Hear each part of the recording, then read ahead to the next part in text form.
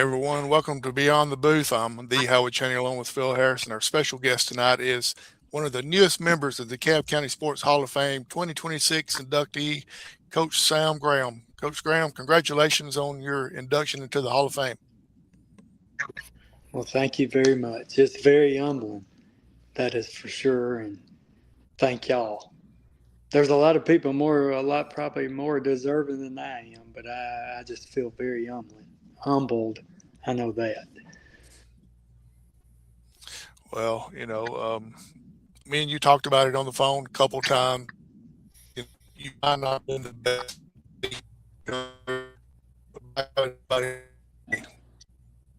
Hey, Phil, I can't hear him.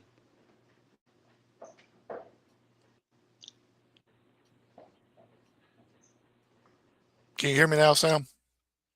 I didn't. Well, I did just a second. Okay, let's try. Let me try this again. Like me and you talked about, you may not have been the best athlete, but nobody ever outworked you while you was playing football at Sylvania or UNA. Well, thank you for saying that. They probably did, but I tried. Hey, you're right. I wasn't a very good athlete. That's for sure. Well, the only reason I said that is because that's what you told me. It wasn't that I felt No, that you're way. It was telling like, the truth. hey, there were better athletes. Yeah, much. No, there's no doubt. High school, college, whatever. No doubt. You've seen that. You know that's the truth. That's for sure. No, but online, you played all in college, and proof is the stats. If I pulled the stats out and talked about your high school career and your career, we would be here for the show.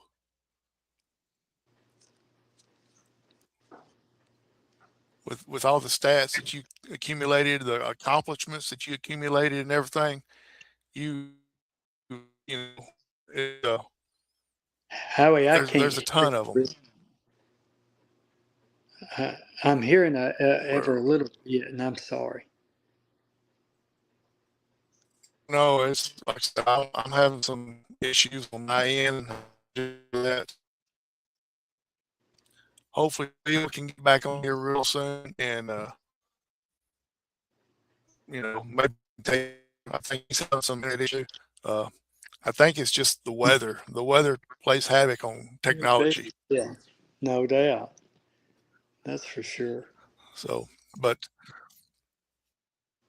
you found out you was entering the Hall of Fame. When you found out you got accepted to the Hall of Fame, what was your first thought?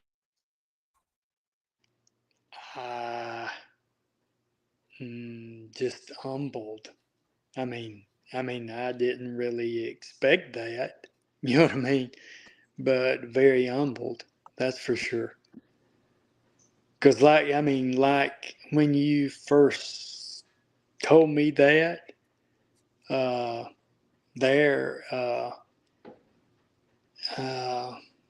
there's a bunch of people that I know and I know well that's probably more deserving than I am. And I feel very humbled. That's for sure. Very humbled. Well, the event is coming up Saturday night at the Civic Center at 6:00.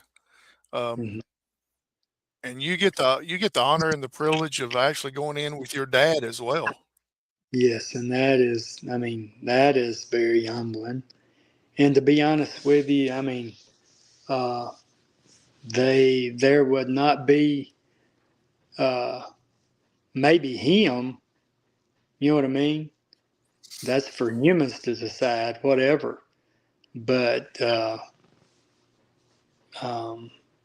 there wouldn't be no me going in there if it wasn't for him. Not just because he's my dad, because he just,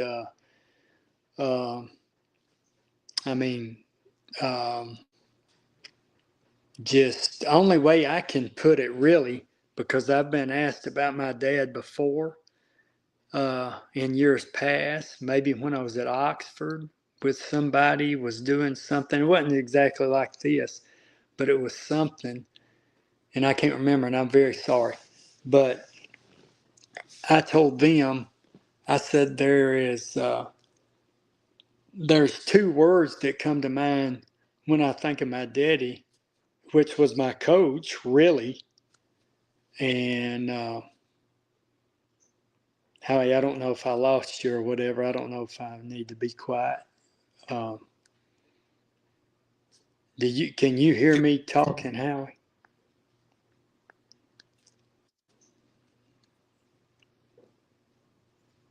Yes, you're good. Go.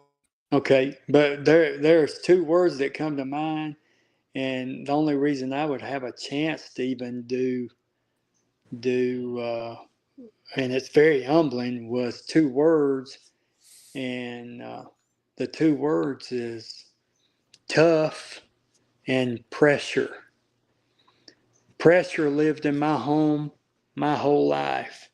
And if it tried to leave, my daddy was going to lock the gates and make sure pressure didn't leave, if I'm making sense.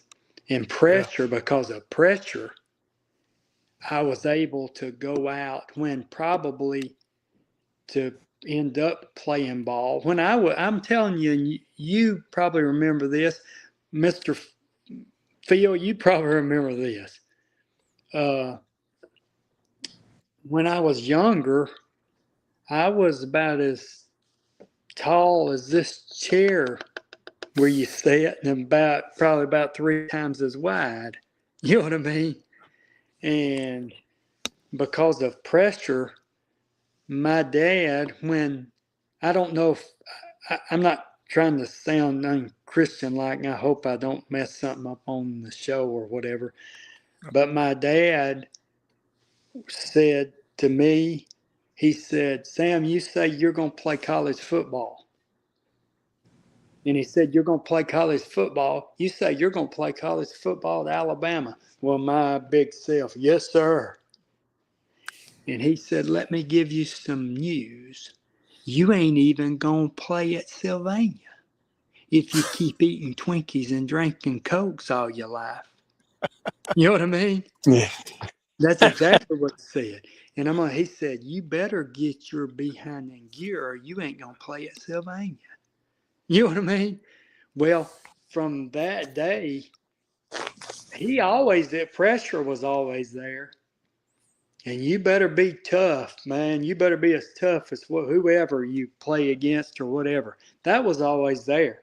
But that speech that day, really, it changed my life. Because I was on a trail, I was on a road. They wasn't even a chance of playing I couldn't play high school football, much less college football. But that day, and I remember it, and there was some of my brothers behind, and one of them was back there. You know how brothers can be. They making fun of me behind him. You know what I'm saying? In my mind, I'm thinking, yeah, there's going to be a day I'm going to show you. Because if you do that little big boy, I don't even like using that other word because I just don't like it because people used to say that about me, mainly my brothers. And they back there, or one for sure, back there doing that little big boy. And you can only imagine it starts with the other, it's another word, but you know what I'm trying to say. And I'm in my mind, I'm thinking, yeah, there'll be a day when you're back there doing that or doing some of that smart aleck stuff like your brothers can do. And I'm going to wear you out. You know what I mean? That's what my heart's saying. I'm thinking, I'm going to do something. I'm going to change, try to change and whatever. And, you know what I mean? And it was just dad. Pressure. That word just keeps coming back. Pressure. That's what he was about. And I'll be honest with you, not every guy that played ball for Daddy, not everyone. I can't speak for them. You know what I mean? Hey, I'm sitting here staring at Phil Harris, who, hey, Jim Kirby coached at Sylvania. Jim Kirby, I guarantee you, it was about pressure.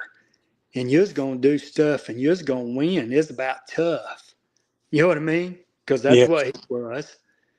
You know what I'm saying? Well, everybody through the history of playing for coach or my daddy or whoever, they're not going to sit there and just hold up a sign and go, oh, that's the best person I've ever met in my life. You know what I mean? Because different things happen while people's playing ball or trying to play ball or whatever. I don't know if I'm making sense, but you know what I mean. But those words was, I'm sure, I know it was with coach because I know him. But the pressure, it was there. And I'm gonna tell you, and during that time in my life when I was that, and he gave me that speech. But another thing my dad did for me, and it wasn't a football player. You know, Howie, I wasn't ever no basketball player. My daddy coached basketball, but I wasn't no basketball. I mean, I played, but you know what I mean. Yeah. I wasn't no, I wasn't no good. But anyway, uh, my dad said to me, and I'm sure he said others. I know he did through the years. But about that stage in my life when he gave me that speech about you ain't even gonna play at Sylvania. And he said, if you don't work your behunkus off, and if you want to know how to work, if you don't know how to work, hey, when you're up there dang squirting water bottles on the sideline at practice and all this stuff, you need to be watching. And I'm going to call the guy's name because I don't care because it's true. He said, you want to know how to work? You need to watch Rob Jones. Rob Jones will show you how to work. Well, I got to watching him. You know what? Hey, my daddy didn't lie on that one. You know what I'm saying? Yeah. Because he did those, to me, he did those hidden things. You know what I'm saying? Everybody's going to do what you have to in practice. Because the coach is going to make you. You know what I'm saying? And I'm not saying he was the only one or whatever in the history that I was told stuff like that by my daddy. A bunch of ball players to watch. You know what I mean? But I just remember those hidden things when it wasn't even supposed to be going on, when he could have been at home drinking sweet tea.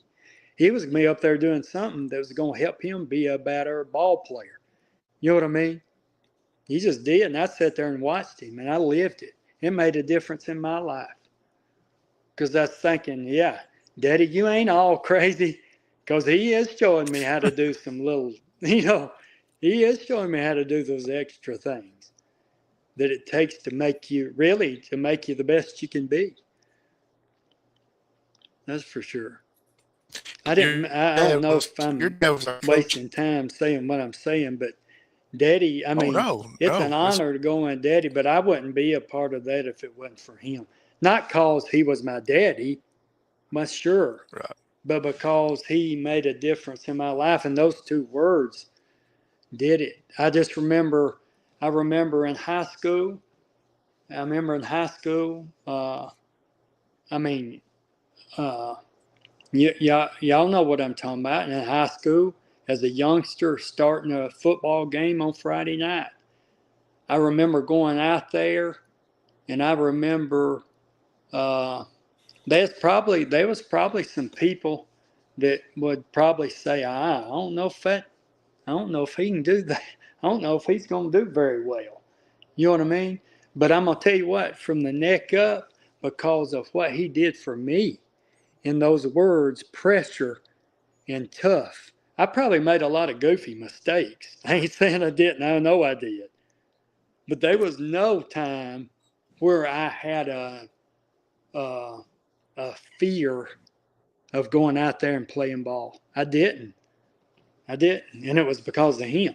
I remember going out there in college the first time I started a ball game. Now, I didn't have fear. I probably messed up a bunch too there, but I didn't have a fear of it because I lived with that pressure. And he made a difference in my life doing that. He just did, 100%. It was pressure and tough. And I'm not saying ever a word love. Love was with my mama. You know what I mean? You know how that Yeah. is. Yeah, that's for sure. Sam, your dad coached me, and I think it was the seventh grade in I know I basketball. can't hear him. We never. I'm sorry, Sam.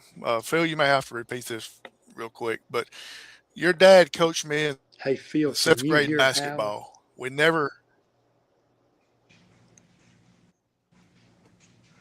Phil, can you hear me?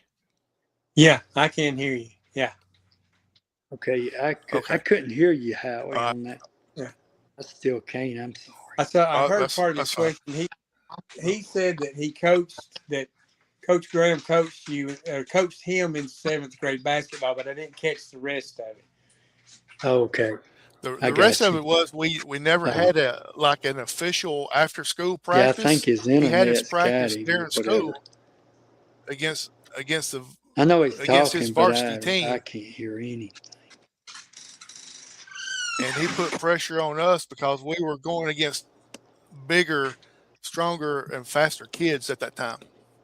Yeah, what he's saying is that he played in seventh grade under Coach Graham, and he made the seventh grade team practice with the varsity. So he put pressure on them in that they had to play people a whole lot better than them. So Oh yeah, he understood that kind of pressure that Coach yeah, Graham put him through. because that was just him. I mean, you know what I mean. And I know he may not. I don't know if you can, Howie can hear me, but you hear me. When it comes Yes. to, I guess more, I think stuff football wise. You know what I mean? And my dad, as an assistant, coached me in football. X's and O's. Ah, I don't know. You know what I mean? Yeah, you were going to line this certain way and do this certain thing. I'm not saying he is the best schemer of a football game under the sun. You know what I'm saying? But by Ned, you, one thing you was gonna be is just gonna be tough. If you wasn't gonna be tough, then you wasn't gonna play for him. It's But just so the way basically what you're saying, he coached effort. he coached effort and be Yeah, tough. You yeah, know what I mean? I mean you know, and I said it a while ago. You played for guys at Valley Head the same. I mean the same way. You know what I mean? oh yeah, yeah. And the thing was, is like playing for Coach Kirby. He made things simple, but he Oh didn't yeah, want to take away. He didn't want to take away the aggressiveness in the yeah, game. You had rules to go by, but right. he wanted you to be aggressive at all times, and Yeah, I can didn't see that. complicate. He didn't complicate with schemes. Right. And see, that's fun to play for right there. Yes. It is. I mean, Mm-hmm. it ain't no doubt Mm-hmm. for sure. Yeah. That's fun stuff. Yeah. I can see him being that way. No doubt Yeah. for sure. Phil, go ahead. Sam, Howie, I can you think hear can me? Go ahead and hear take over, us and maybe, I'll but I just can't hear him. yes, Okay. Well, yeah, just go I ahead and take kind of over, want to Phil, back and up. I'll sit I back and do listen. want to back up on the clock a little bit, Sam, and you brought this up already. Your mother, Yeah, she had to have been the glue that kind of held everything together. Because, like you're saying, a football coach is tough, and they're yeah, hard to live with even at home right. because it's hard to Yeah, separate coaching from home life, even if your kids are playing. It's difficult. So, right. what role did your mother play uh, Holly in Bum. your life growing up? Nah. I'm gonna just tell you, uh, I couldn't even name all the ways that I mentioned love. My mama, of course, it just wasn't the. It may be more now. You know what I mean? But it Mm-hmm. wasn't the manly thing to just go around and tell your son, "Oh, I love you," and you know what I mean? Mm-hmm. If that makes sense. I mean, Daddy wasn't gonna say that, but my mama was gonna say it every chance she got. But as far as in sports, my mom she was just always there. She was going to be there. And I mean, with Daddy, I mean, we farm too. And Daddy, Mama might come. He come home from a ball practice. There may be 15 dudes sitting in there, and she don't even have a clue. You know what I mean? Yeah. Or fixing supper or whatever. You know what I'm saying? Just to help somebody eat or whatever. But my mom, I mean, I can't even really. I mean, the good Lord bless me with my mama, because I mean, uh, she just was there, and she was for you, buddy. If you was wearing that color, and you know what I mean, if she was in the green and gold or the purple and gold, and I wore both of them, you know what I mean, with the Sylvania, the UNA or whatever, and others coaching, well, buddy, she's gonna be with you. You know what I mean? She was gonna be with you at all. I mean, just that was just the way it was. She's gonna be with you, and whatever she could do to help that ball team, basketball team with Daddy, football team, or whatever with me. She just always was there. I tell you what, one of the most fired up moments in my life happened with my mama, not my daddy. Now, Daddy could fire you up for a ball game and stuff like that, but uh, we were going in 1993 to play for a national championship, which was right in our home stadium. And the buses, they had a Christmas parade on that same day. They had a Florence Christmas parade. Well, they blocked off a block of that, so the buses with us going to the stadium would pull through the parade for a block and people cheering or whatever. You know what I mean? Well, all of a sudden, I look out the bus window. No, I tell you what, there was a big defensive lineman named O.J. Patrick that was a very good player that played for us. And I'm sitting there, and we're going to play for a national championship game. There's no way I would hear some conversation about your mama. O.J. Patrick, we're all sitting there. Nobody's really saying a whole lot, just looking out the window. And O.J. Patrick said, "Hey, Sam, is that your mama?" I look out the window, and my mama is right beside the bus. Well, nobody's on the street. You ain't supposed to be in the middle of the street. You know, people have to stay out of the street in the parade, whatever. And she's got a purple and gold pom pom, and she is crying. And she's going, I'm getting sort of teary, and that's bad. I shouldn't. But Yeah. No. she's going, kill him, kill him, kill him. That's all she's screaming. And my daddy has got her by the coattail, and I can read his lips. He's going, Annis, get off the street. You know what I mean? He said, we're going to get arrested. Get off the street. All right. It's better, really. And that was crazy, or whatever. I was thinking, Mama Lordy. But she's going to kill him. And I was just, oh man, it was fired up anyway. And I was just bubbling on the inside. We get over to the stadium, and when we pull into the locker rooms, there's all these maybe RVs, and it's from the other team we're fixing to play. And it was the Indiana University of Pennsylvania. That's the name. You know, Division II has a lot of schools have a lot of names. You know what I mean? Well, I tell you what, you know the guy that coached Indiana this year? Well, I can't pronounce his name, Signetti. His daddy was the football coach of that football team that year in '93 for IU. Uh-oh, we lost Sam. Yep. It started raining here where I'm at. I There, think he's not too far. There he I'm is. sorry. I don't know. It's, somebody was trying to call me, and I tried to hang up and it moved. All right. But anyway, uh, he was the football coach of the IUP team. That's his daddy, the Kirk Signetti, maybe is Mm-hmm. You're Indiana, where saying his daddy was. And I'm trying to remember. It don't matter. And but anyway, the Kirk Signetti left Alabama and was the head coach at IUP. You know what I'm saying? If you heard his testimony of coaching, he leaves Alabama, and Nick Saban told him he was crazy for doing that. You know what I mean? And then he ended up where he's at. You know what I mean? Being everybody needs a chance at the head coach or whatever. Well, uh, we get to the stadium, and of course, we're getting off the bus, or we're pulling up to the locker rooms in the buses, and there's cops, there's cars, whatever, and there's people. There's a bunch of people out there from IUP, and they're yelling. Of course, they're probably not preaching a Sunday school lesson. You know what I mean?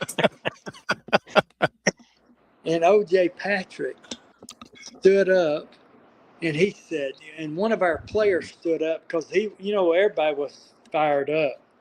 One of our players stood up. He starts yelling at those IUP people. You know what I mean? He's yelling back at them. Well, OJ Patrick stood up and he said, Jeff, sit down. When Sam's mama gets over here, she's going to kick their butt. And I'm sitting there thinking, he didn't say it exactly like that, but you know what I mean. yeah.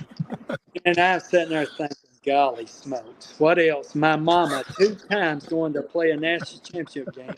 I'm hearing about my mama. Yeah. From the parade, I hear about my mama at the locker rooms. I'm like, this is the dangest thing I've ever witnessed. Well, That's for sure. Sam, tell me this. I know that Clinton taught you toughness I can't and hear about him now, pressure. and I'm sorry, Howard. Can you Would hear? you say? Can you hear me? Hey, Do you Sam, hear would you him? Because I say can't. that your mother taught you a lot about the passion of the game of football and Do life? you hear Phil? Yes, I do. Do you hear me, Sam? Yeah, yeah, I hear you. What did he say? Because I can't hear him now. So it must be my phone. Right. He's asking if your mother taught you the passion of the football. Talking about having passion about football. Yeah, football and life. Yes. Say that again now. Yeah, well. Football and life. Oh yeah. It was life first, for sure, and it was all about Jesus. And the ultimate way to win is, turn your heart and life over to Jesus. And uh, she just, that was my whole life. That was her. The way you win's with Jesus and Him alone.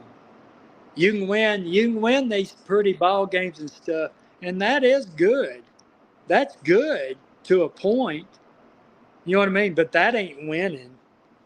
Not really. Winning's not what a scoreboard says. You know what I'm saying?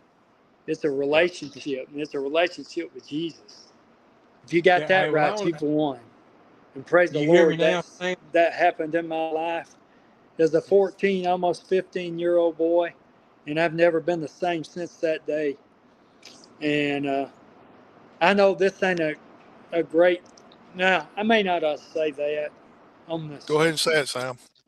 All right. Well, I ain't ashamed to say it because it's your life. When I was playing football, I thought in order to play football, for some reason, I thought I had to have a foul mouth. Does that make sense? Yeah. I would say stuff that wasn't very nice. And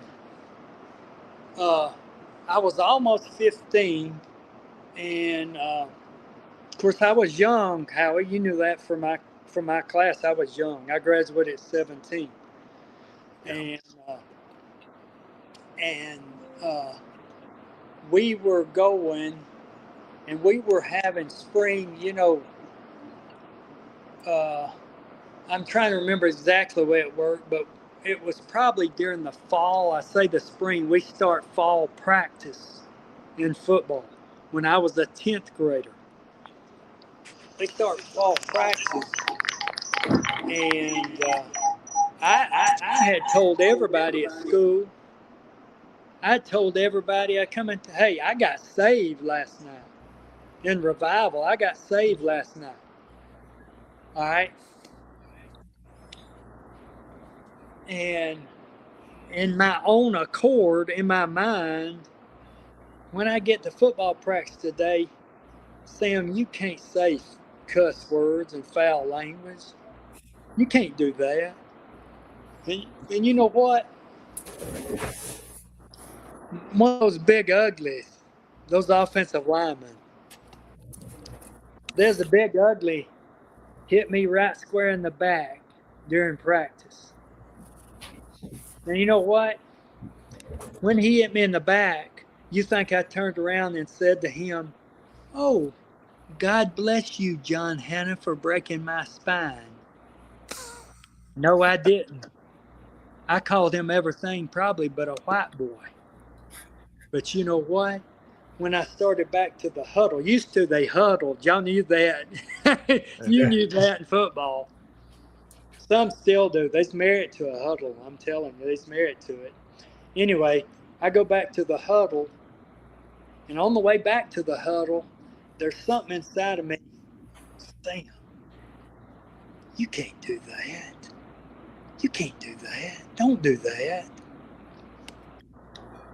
And then, of course, we had practice the next day. We had practice the next day, and I made it probably about that first day an hour and a half before I said goofy something. That next day, it's probably about the same. And one of those big uglies again ripped my doggone practice jersey off. I was beating his hands, everything else. He's holding me. You know what I mean? Yeah. He ripped my practice jersey off. I didn't look at him again, Howie and Phil, and say, "Oh, man, I love you. Just rip my practice jersey off." No, again, I probably didn't say nice. But when I did, God, it was something inside of me. Don't do that, Sam. Don't do that. And I'm going to tell you what, it wasn't, I'm not saying, hey, I ain't perfect. There ain't none of us perfect down here on earth. There ain't but one perfect, and that's the good Lord. But I'm going to tell you what, daily, little by little, we're changing, we're growing. There's a song that says that. I ain't going to sing it to you or something. Little by little, we're changing, we're growing. You know what I'm saying? And little by little, God took that away from me. There wasn't none of that foul stuff going on anymore.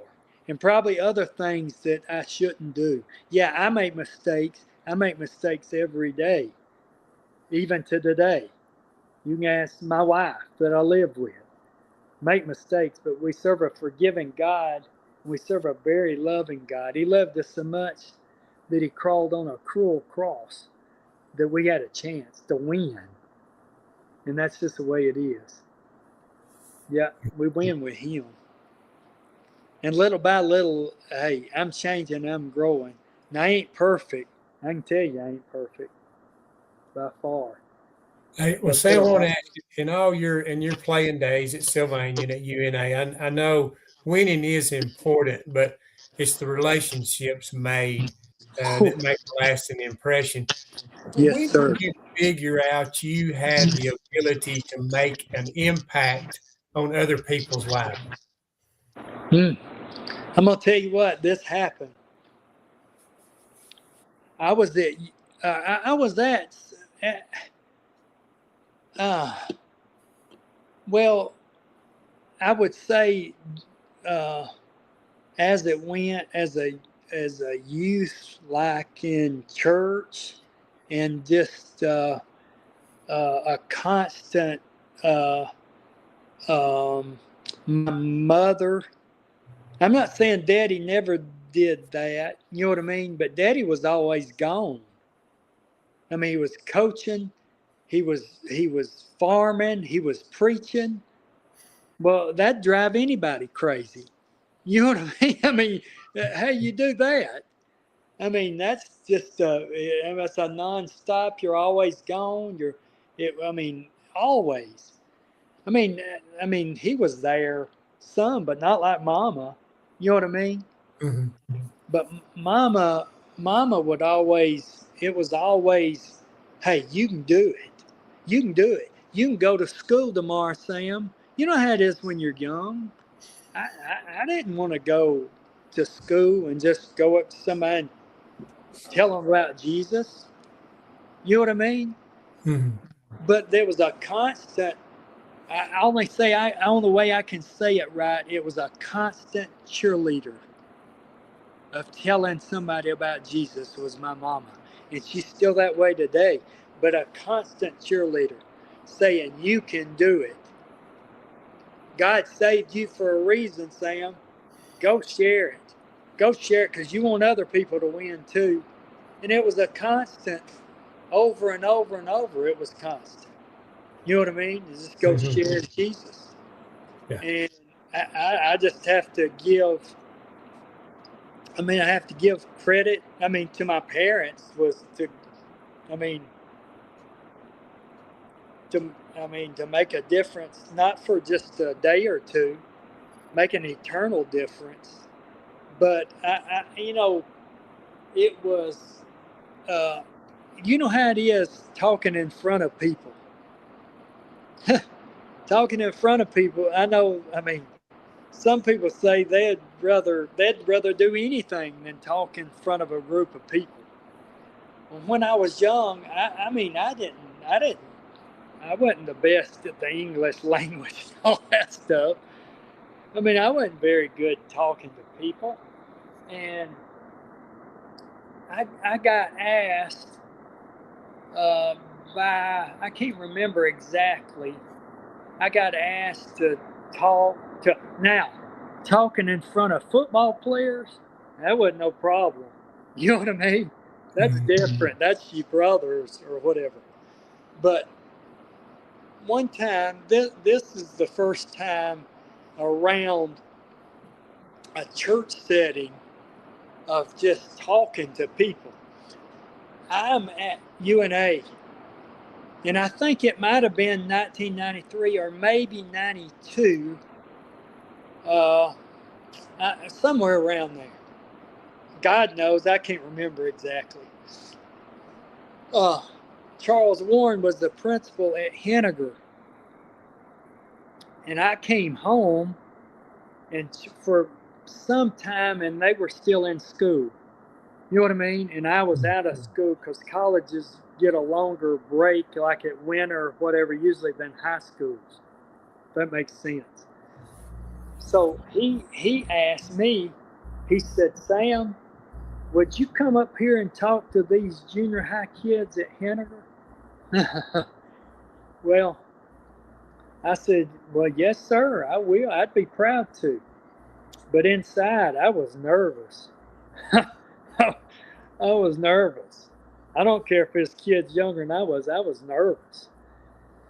And I got out because I knew I was going to read a scripture in the Bible. But the whole time when I was going there, I was thinking, man, I got to be Billy Graham, not Sam Graham. And when I got up there, I read that scripture, whatever it might have been Philippians 4:13. I read that, golly bum. Hey, it was in my heart, it was a mess. I don't know if I told them anything that I'd planned to tell them. You know what I mean? Those kids. Hmm. So after it's over, Charles Warren, Mr. Warren, he comes to me and he's telling me how good that was, these guys there. And I was wanting to say, golly, I know you're lying. because that is terrible. That, in my heart, I'm thinking, this is terrible. And that day, I remember that day, going that day and saying, hey, God, you made me Sam Graham. You didn't make me Billy Graham. I'm going to tell my story. I'm not going to tell somebody else's. You know what I mean? I'm going to tell my story. I may butcher up the English language, but I'm going to tell my story. I ain't going to tell about everybody else what they might have shared to you. I'm going to tell you my story. Well, I'm going to tell you what. And I just said, God, if you ever give me another chance, I'm going to tell my story. If it, you know, in a football locker room, I can tell whatever. You know what I mean? I mean, it's comfortable because that's your brothers. I said that a while ago. But in a setting like a junior high school, talking to a bunch of kids, golly, I was nervous. And it was not good. Anyway, I said that. I said, God, I said, if you give me another opportunity, you show up. But God, I'm gonna say what you say. For me to say, no, I ain't gonna be somebody else. I'm gonna be what you made me. Well, I didn't know if that opportunity was gonna happen. You know what I mean? Well, I'm sitting there, and our defensive coordinator, who I went to work for, named Bill Hyde.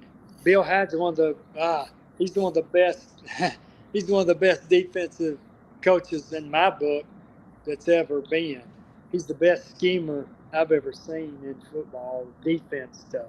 He's good. He's gone on now, but I know where he's at by his testimony. Anyway, Coach Hyde went to Highland Baptist Church in Florence. And Coach Hyde come up to me and he said, hey, Sam, he said, they're wanting a UNA football player to share their testimony at church and speak Sunday at church, or one Sunday. It wasn't maybe that week, but at one time. Well,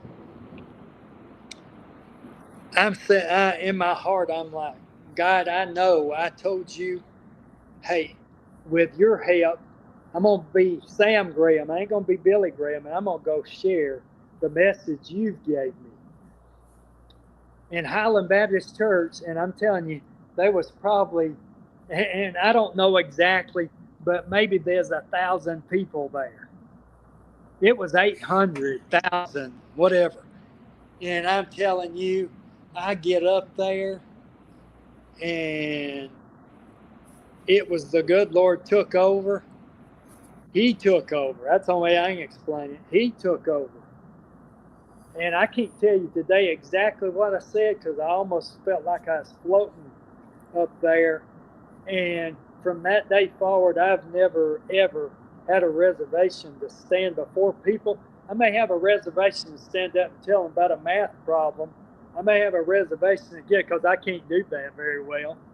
I wasn't very good when they put the alphabet in it. I could do that other. You know, when it's normal, I could tell them that. I'd have to get my wife to tell them because she knows all that. A plus B equals 0. I still ain't figured that out. You don't tell ball players that I coach, but that's sort of weird to me.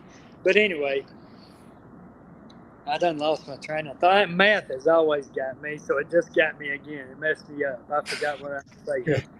Well, hey, speaking of that, and I have felt this way in that when you speak to others and you get up and speak in front of others, do you feel like, and I have always felt this way, the most powerful people in the world, the storytellers, because it's genuine, it's real, and if they're speaking the truth, that's something a rich man tries to buy. He can't buy that kind of power that a storyteller can spread with others. Right. I agree with that. That is true. That's for sure. Yeah. No well, Sam, I want to ask you about your immediate. I want about your immediate family, your wife and children. Tell us a little bit about them. I know I know you might be a little bit private about it, but tell us a little bit about your immediate family and what they meant to you as you watched them grow. Okay. Yeah. You're going to get me in tears. Yeah. I'm sorry. Oh, man. My daddy ain't living. Don't tell Jim Kirby I've been up here crying like a baby. Golly. My wife, my wife's Amy, and Amy works with DeKalb County. That she taught school for a lot of years where I was coaching different places. She would teach school, teach math, and she's just always been there. And everywhere I went, and we moved all over the place for a long time after we first got married. And I just appreciate her. And my first child, Megan. Megan is probably, she'll be 26 years old, July the 4th. And she was born in 2000 in Florence, Alabama, when I was coaching at UNA. And her and her husband's chicken farmers. They don't live too far away from us. They're chicken farmers. They have laying houses, gather eggs. And then my second daughter, Abby,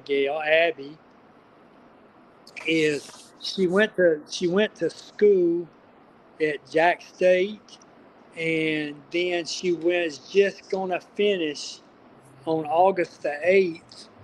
She will finish school and graduate school at Auburn, and she's got I shouldn't say this, but she's interviewing for a job tomorrow in Columbus, Georgia, in dietetics or nutrition. You know what I'm saying? Mm-hmm. And then Grace, the third girl, she is. This will be her second year at Jacksonville State.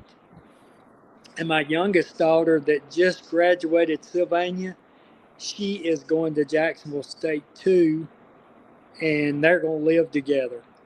So they're going there, and Grace is majoring in accounting, and Sarah is going to be a nurse.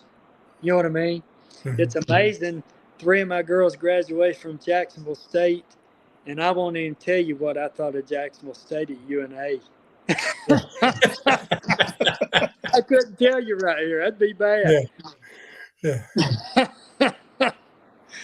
Hey, but the blood's thicker than water, though. I mean, You got that right. yeah, Hey, that's the way that.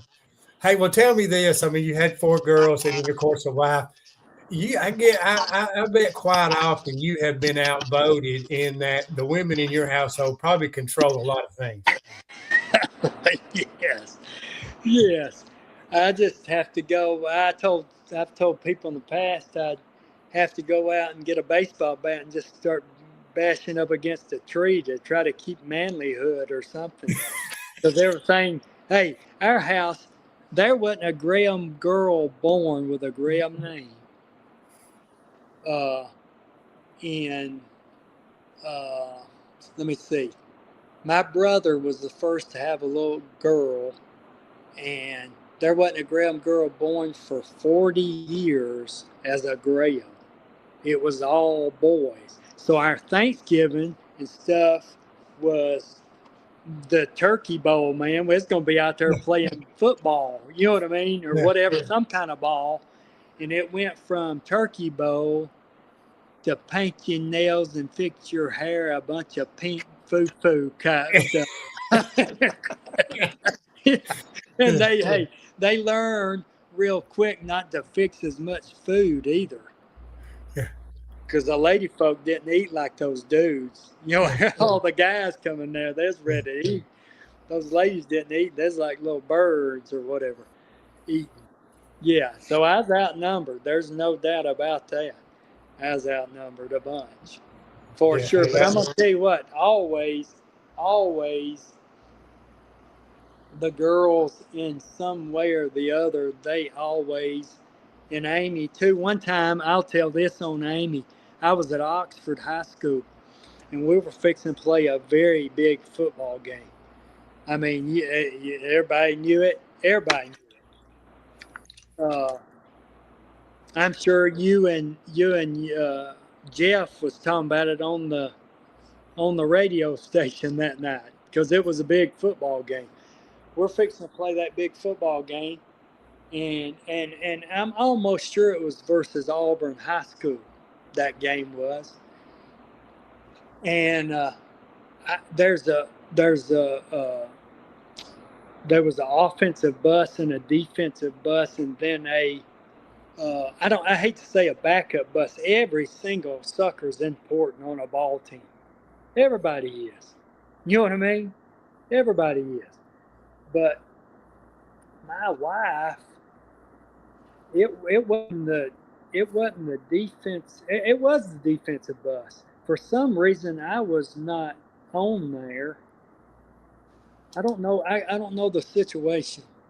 Anyway, my wife gets on that bus and she gives them a pep talk like nobody's business.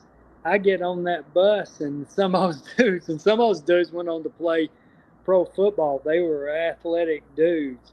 Man, they were ready to, I don't know, chew the bus seats apart or whatever. They was just ready to go, man. I was thinking in my mind, heck, we fixing to kill these dudes. Because they were ready. I'm telling you this. I don't know what else she said, but she said it. She has done it every week. Yeah. That's Yeah. for sure. Yeah. Yeah. Find a way to bottle that one and use Yeah, it. man. And my little girls, I mean, they that way too. I remember just memories of stuff. My little girls would be like, we would go on buses like when I was at West Alabama. At UNA, Megan was a little baby, but at West Alabama, they would be in their little cheerleader suits, and I had two girls then, and they'd be in the yard. They'd be in the yard, and they'd have, like, when we'd be leaving from the football office, you'd have to go by the house, our house where you live, like where we would go to leave. They'd have signs and stuff about go Tigers or whatever. You know what I mean? Beat them, kill them, or whatever. You know what I mean? Or whatever. But they'd be out there cheering. They'd have those little pom poms. Well, the other girls did that too as they went. I mean, at different places, that'd be different places. Well, they's gonna be there. You know what I mean? If I was at a place, they's gonna be there. Going through pictures of ball pictures that I hadn't seen in a long, long time. I mean, there was pictures of other schools or whatever also, but I mean, there's a picture of, all my little girls. They weren't exactly all little at that time, but some were, and all of them dressed up. And every one of them had on, they're in their outfit, and every one of them, the little girls might have had tiger paws on their face for all I know. You know what I mean? They're all dressed up in a picture of it when I was at Valley Head. It was, dang, we with you. Yeah. Hey, that's good stuff. Well, I want you to comment on one thing, then I'll turn you over to Howie. I know when you found out, about getting into the Hall of Fame, of course, I know you didn't want to go in unless your dad went in, Clinton, and of course y'all got voted in at the same time, which is a blessing there, I'm sure. What were your thoughts when you first found out? Golly, I mean, just very humbling. It would have been humbling if it was just my dad to me, because without him, I wouldn't be here for 100%. He's my dad. But I just told you about a while ago, there's no way. I mean, if you ask probably the general person playing, I mean, me being a guy that's gonna go and play after Sylvania, they probably would have sort of laughed maybe. But what he did for me, I mean, man, I wouldn't have had a chance to be there if it wasn't for him and just what he did for me and just the way he handled things. To me, I don't know. I know I'm mumbling here, but I hate to repeat myself, but those words come back. It's love. Of course, he loved me, but he didn't tell me like my mama did. It was love, but um, those two words, pressure and toughness, tough. It was all about tough. And if you asked anybody uh, that if you opened up and they told the honest truth, if you asked them about my daddy, those words would come back and they'd say, Sam's telling the truth, because that's what it was. That's the way he was. I sat there and witnessed as a little manager him doing it forever before I was the one that really was, had the headgear on or whatever. I wasn't very good in basketball, but headgear or swinging a baseball bat or whatever. But pressure and toughness, and he made that happen. And because of those two words from him in sports side, they ain't two words on the other side in life. There's one word and it's Jesus. But there's two words when it comes in the sports life, and three really. Love, you know what I mean? Mm-hmm. Love and pressure and tough, being tough, because it was all about that. That's what it was at 100%. Of course, we're expecting a big crowd Saturday night at the DeKalb County Schools Coliseum, and it's going to be, very rewarding for you and humbling, like you said, to accept that award.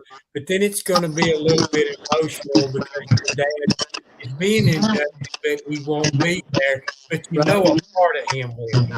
Oh, yeah. It will be emotional, and I hope I don't get up there and I know sometimes right here I've sort of got teary-eyed, and it ain't no shame really for a man to cry. I ain't saying that to y'all, but if I cry, then so be it, because that's probably in my heart. It'll be built up, and that might happen. I hope it don't. I hope I'm able to make it through or whatever. And I don't know really. I mean, y'all know this better than I, how exactly it'll go. I don't know if you say a few words. Mm-hmm. Okay, well, if that happens, then I probably will share a little bit of what I told y'all, because I wouldn't be there if it wasn't that. I know I wouldn't be there if it wasn't for the good Lord up above. Mm-hmm. I can't even breathe without him, much less some Hall of Fame banquet. You know what I mean? Yeah. I mean, I know I wouldn't be there, but those two words, or really three words, with love, pressure, and tough. That's what it was about in our house, really. Without those words, I wouldn't be standing there talking about anything.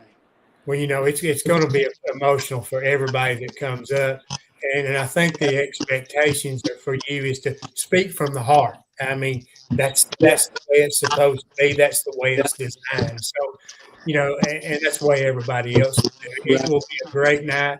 And those others, I hadn't said this, but, the others, which there's a lot of people before that, I wouldn't even know all. You know what I mean? That has been in the Hall of Fame. But the ones that are coming in, I may not know exactly all of them, but I know a bunch of them. You know what I mean? Mm-hmm. And I would say that is tell them congratulations, and what a great honor it is to go in with them, if that makes sense. Yeah, that was a bunch of good people for sure. Yeah. Well, and it just goes to show you all 8 people going in have been recognized by their peers, and that's very humbling for everybody. Yeah, very humbling. Yeah. One that's going in the Hall of Fame, I know is going in the Hall of Fame, is Eric Turner. Mm-hmm. Eric Turner, and I was in college And I just remember one of the best, and I'm a defensive guy. I love defensive football. But I'm going to tell you what, one of the best defensive game plans, I guess you would say, and one of the him being a part of that, sitting there watching Alabama play the Miami that night in the Sugar Bowl. That's one of the best defensive football games I've seen in my life, to be honest with you. I mean, it was special. Had to be playing it, that's for sure. Yeah, they were big time known for that during that part of the Alabama football era. Oh, Howie, go ahead. Sam, can you hear me okay now? Yes, sir. Yep. I want to back up just real quick with your faith and everything in high school and college. Okay. Did you get ridiculed very much for preaching the word during that time?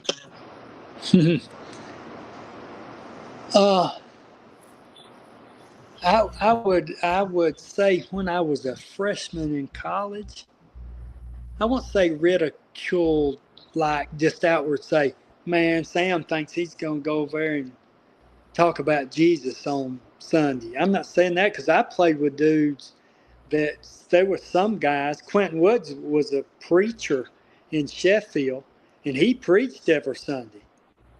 I mean, you know what I mean? Hey, it couldn't have been a real easy chore. Some road games, riding the bus back, get back at 3 a.m. or whatever, and he was going to preach God's word. I've been there and I've heard him, and I loved it. And but over just outwardly saying whatever, but in certain ways, like there was a guy, I'm not gonna call his name because I love him. I mean, when I was a freshman is when this happened, and I ended up playing right behind him. He's a defensive tackle, and I played behind him, and he was a great player. But he would come by and he would use some words, and he would call me those words, and he called me as a name, and he would say, "What's up?" And he'd say that name, which I'm not going to say. That's really, but he would say, "What's up?" And he'd say that name.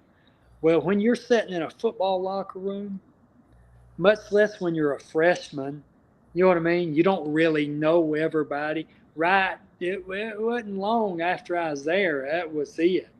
And every time he come through, he was going to say that to me. You know what I mean? Yeah. And I would just tell you what that is, to be honest with you. But I don't want to say something that y'all would think. I don't want that on our show. You know what I mean? Yeah. But that happened, and it happened a whole lot. And there'd be a lot of giggling, a lot of whatever, a lot of words after that. You know what I mean? And I'll be honest with you 100%. And if he hears this, he knows I love him, so it don't matter. But I'm going to tell you what, we went on to win a lot of football games together. And I'm going to tell you what, when that was going on, from the first time it happened, the first time he called me that, and then it kept happening. Every time we'd be in there getting ready in the locker room, and he would see me as a freshman, he would say those same words to me. I would think in my mind, and it goes back to my daddy. It was this. When you first start off practicing football, when you first start practice, you're in shells. You're in shorts. You know what I mean? You may be just in headgear, to be honest, not even shells to start with. Headgear, shimmer, shirt, shorts, whatever you want to say. Well, everybody looks pretty good then. You know what I mean? But when you put that war bonnet on with those shells, and then you start adding up all that other, things look a little bit different. And in my mind, because of those two words my dad taught me, I didn't fear that. Because of what Jesus had done in my life, I didn't fear that first before what my dad told me. I didn't fear that. You know what I mean? I didn't fear that because God had a plan. God had a plan, and God was going to protect me. It didn't matter if the words don't hurt nobody. Words ain't got a, they don't make a hill of beans. It can be embarrassing to people. Words don't hurt nobody. I ain't seen words knock nobody down yet. You know what I mean? And I know I'm going scatterbrain right here, but that war bonnet will knock somebody down. You know what I mean? I'm thinking, hey, we get out there, and you may knock me out.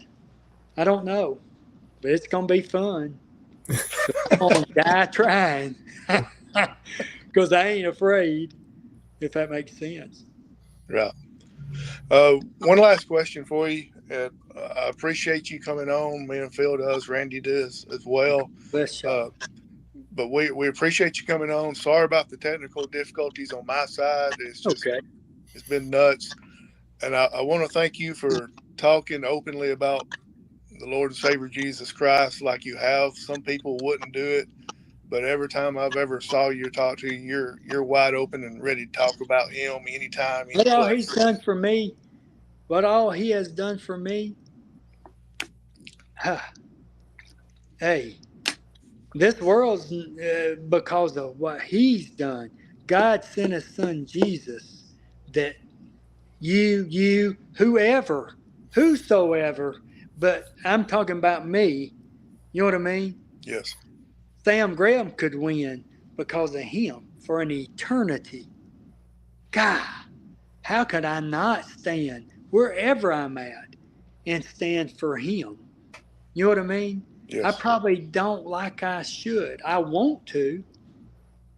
I probably don't like I should at every single second, whatever, because I'm human. I mess up. Like my college Coach Hyde, who I love and respect. He was one of the best Christian dudes ever. He was a great defensive schemer. He'd put those hands over his mouth like he would do. He'd go, Sam, you'd screw up a one-car funeral.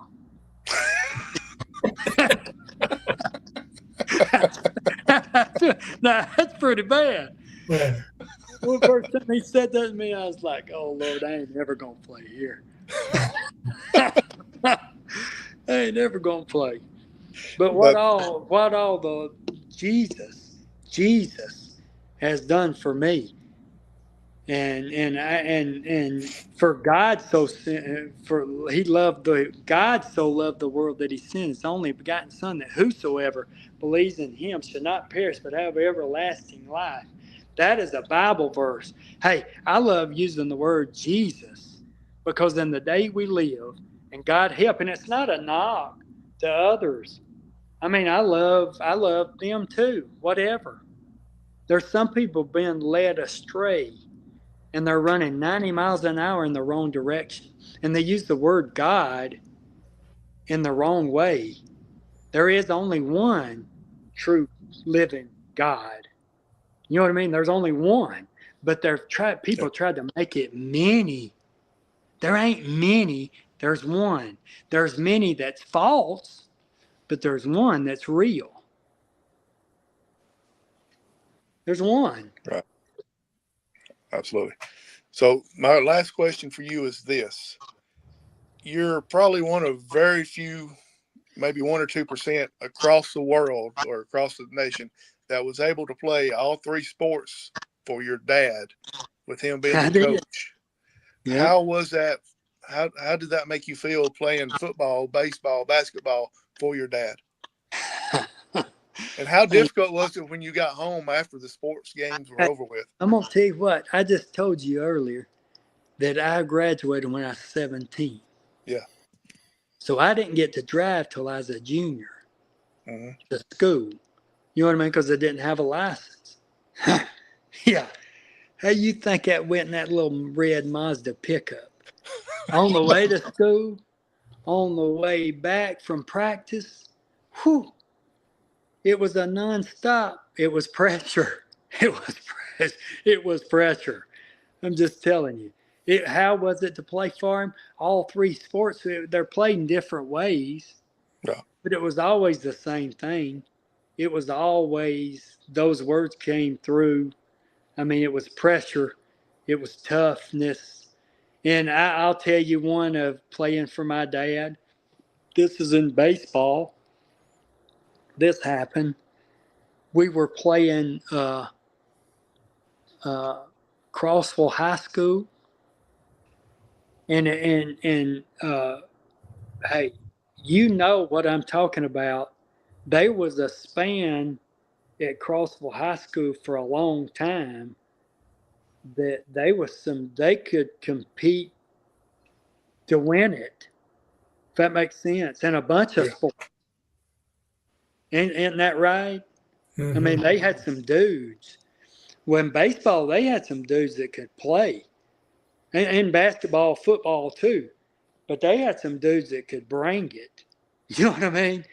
They could bring it. Well, we was playing an area tournament, and I think it's the area tournament. You had to win the best 2 out of 3 or something. It was at that time. Right. I'm thinking that was right. All right. The first game, I don't know. I guess heaven opened up because we beat the wax out of them. I mean, it was like a football score.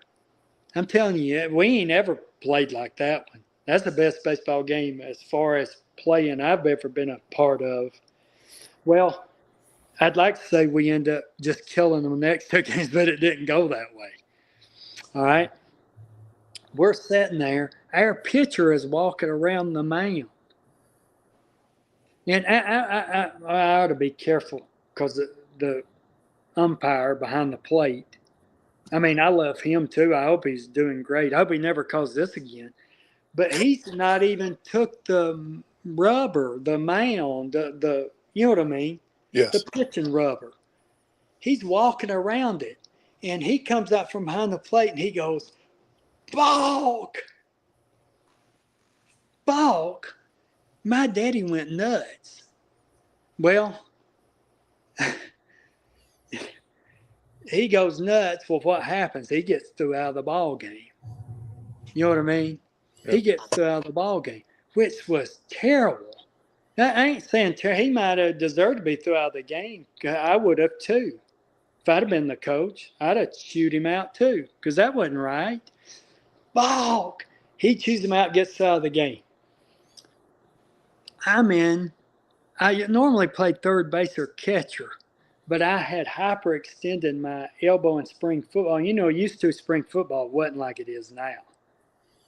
You know, you played spring football, then baseball. It ain't that way. You know what I'm talking about. Yeah. Anyway, I'd hyperextend my elbow, and I was playing right field. All right? Well, when they did, I looked around at the light pole, and this is exactly what I said.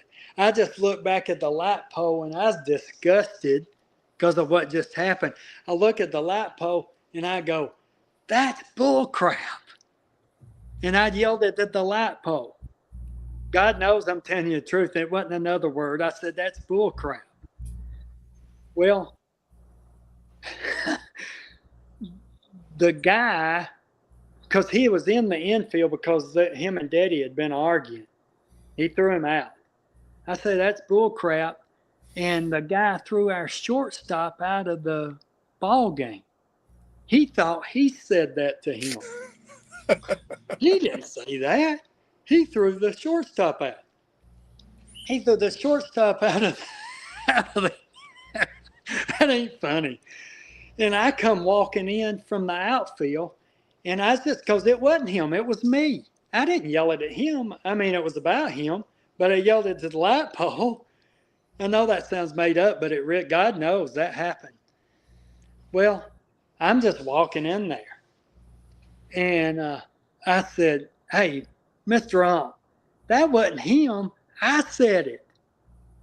Well, it's like you'd see on the major leagues. He jumped in my face, and he said, "Well, Graham, you're out of the game. Go to the bus and join your daddy." Well, you didn't have a bus. We didn't drive a bus to baseball games. We all jumped in the back of pickups. You know what I'm talking about. You didn't have a bus at the baseball game. They do now, praise the Lord, but back then you didn't. You know what I mean? Yeah. And he jumped in my face. You're out of the game. That's terrible. That's the only time I ever been kicked out as a player was that baseball game. That wasn't very good. Y'all didn't want to hear that. I probably shouldn't have said that. Oh no, it's great. Before we let There's you no go, way that should have happened, though. right? I Before we let forgive you- him, though, but I'm still talking. That's crazy. Before we let you go, if you will, tell us a little bit about your camp that's coming up, Football for Christ. Yeah, Football for Christ. It'll be at Sylvania High School on June the 19th. And it'll be a little bit different than it's been. It started in 1996, and every year at the same time, we would have on one field young kids, you know what I mean? Like third through the eighth grade, they'd be on one field, and the other field would be the high school kids. This year, we're going to do starting registration at 8 o'clock for the young kids, grades third through the eighth grade. And we're going to go from 8 a.m. until 12:15, and the camp will end for the young kids, if that makes sense. Right. We'll give them something to eat as they leave and stuff, give them a T-shirt and all that stuff. We're giving them stuff to eat because the man I'm looking at right there, he's part of giving them something to eat, Bill Harris. But let me tell you, and then the afternoon from 1 until 5:30 will be the high school. It'll be the high school camp, if that makes sense. We will have speakers. We will have a speaker earlier in the day. We'll have a speaker earlier in the day, and I'm going to tell you who it is. The speaker earlier in the day, and God put this on my heart. If you know him, you'll know why I asked him. And I've known him my whole life. Matter of fact, I coached him, and I would ask him any day of the week. I probably should have asked him before, because with him, it's about Jesus.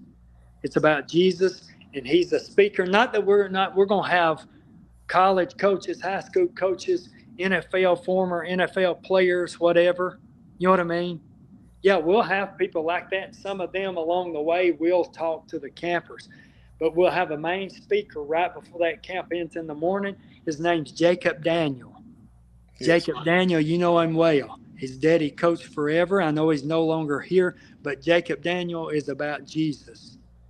And I can sit there and say that because the fruit he bears and the way he lives, it's about Jesus. And he will give a powerful message to a bunch of young men that day. And there'll be others. They'll be, maybe with a resume of a football resume, pro football players, whatever, will tell kids different. They'll give different testimonies. Then in the afternoon session, the same thing. We'll have some other speakers. And then Cody Gross was the quarterback at UNA when I played football. He coaches high school football. He's the head coach at Athens. I worked with him one year. And I'm going to tell you what, Cody is the real deal, and he will speak at the end. Cody, he won't say this to nobody, and me and him were roommates. Praise the Lord. God put that together. And Cody, as a starting quarterback at UNA for the last 3 years he started, he was 41-1 as the starting quarterback. That's pretty good, if you ask me. The only loss was to Young State. You know, he was a household name in North Alabama during his play day. Yeah, he was.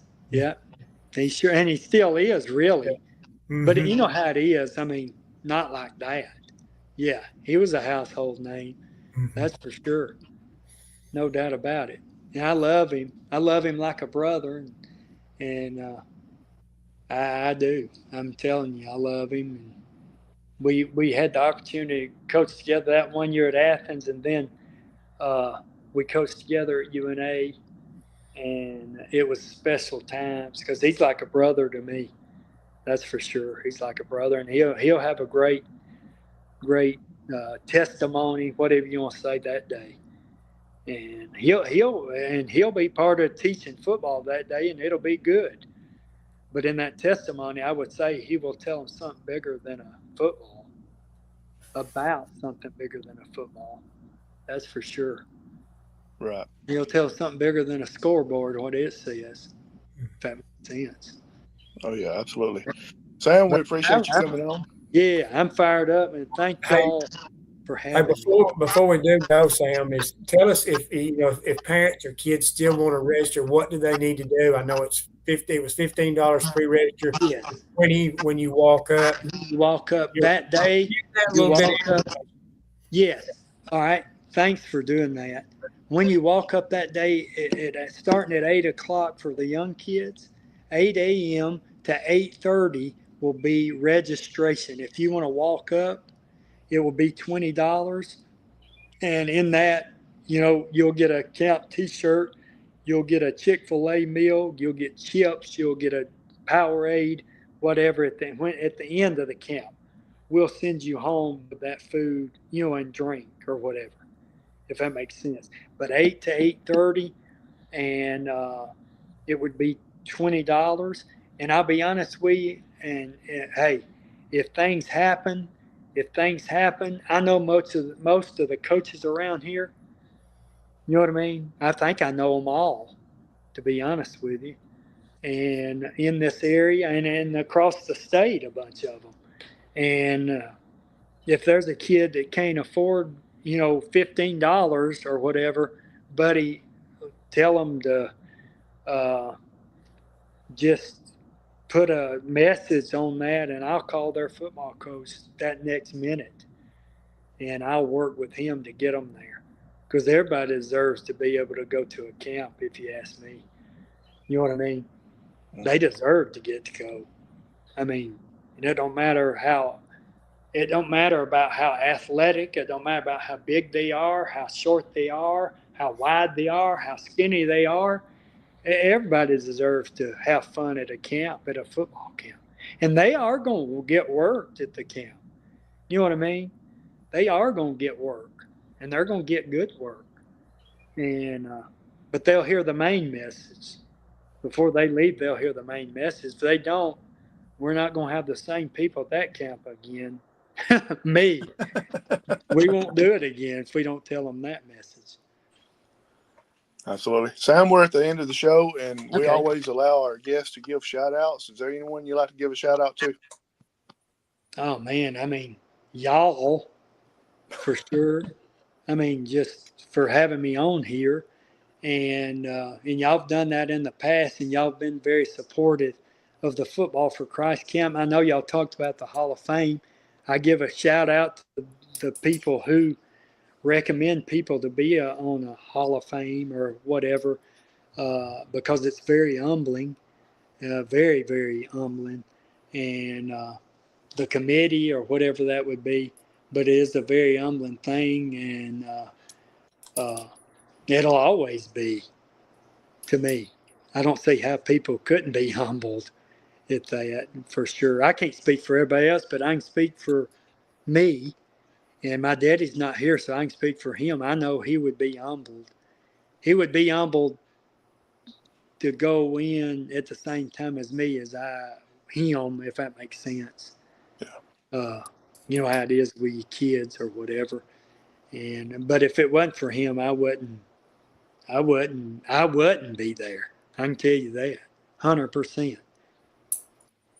Sam, I do have one more question, and then we'll let you go after this. What's the odds of your mom being there with her camera taking pictures of everybody? Well, we're going to have to hide the camera, because she's going to have to get up and say something about Daddy. But she'll probably, knowing her, she'll find it. I'm going to tell you what, if you had I say a penny, not even a nickel. If you had a penny for every picture she took over the years, you'd be rich. Yeah. Because if people move, she takes their picture. She's always been that way. I'm telling you, if they move, she's going to make you picture. And she's going to have, and to beat that, it was all right when you went down there to I don't know exactly. I'm not real high tech on that. But going down to the Polaroid place and shake the picture out, and she finally showed you the picture after they came back. But buddy, when they put face trap and all that, hey, they'll get a picture in an instant. Yep. You know what I mean? They Absolutely. don't have to wait on the shakeout. She gives them pictures every 5 seconds they want it. Go to her side because she puts them on there every day. That's for sure. Absolutely. No doubt. You may get tired of seeing Grahams before it's over, but you'll see you if you look hard enough. I promise she'll make you picture if you move. Hey, we will see you Saturday night. We'll both be there. You're good. Awesome. Good. Absolutely. Good. Now I'm going to say another one about other coaches. And I'll probably say these. Uh-oh. Somebody give him a call. He probably got a phone call again. Right in the middle of that, yeah.